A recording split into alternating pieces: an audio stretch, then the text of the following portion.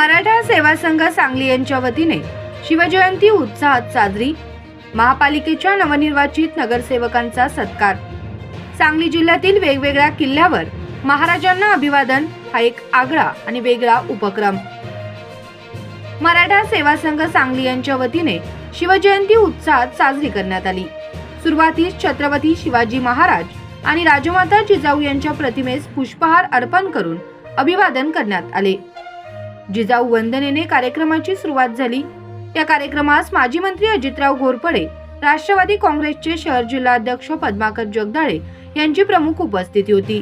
तर प्रमुख पाहुणे म्हणून डॉक्टर तेजस महाडिक आणि डॉक्टर रुचा महाडिक उपस्थित होते।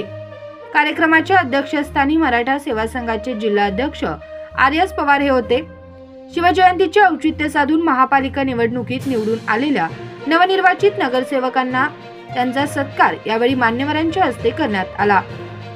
अजितराव घोरपडे व पद्माकर जगदाळे यांनी शिवजयंतीच्या निमित्ताने शुभेच्छा दिल्या। नगरसेविका रोहिणी पाटील, नगरसेवक अभिजित भोसले यांनी आपले मनोगत व्यक्त केले। सदर कार्यक्रमाचे स्वागत व प्रास्ताविक चंद्रकांत पाटील यांनी केले।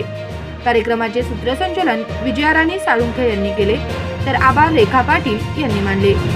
यावर्षी प्रथमच सांगलीचे जिल्हाधिकारी माननीय अशोक काकडे यांच्या संकल्पनेतून सांगली जिल्ह्यातील वेगवेगळ्या किल्ल्यांवर छत्रपती शिवाजी महाराज यांना अभिवादन करण्यात आले।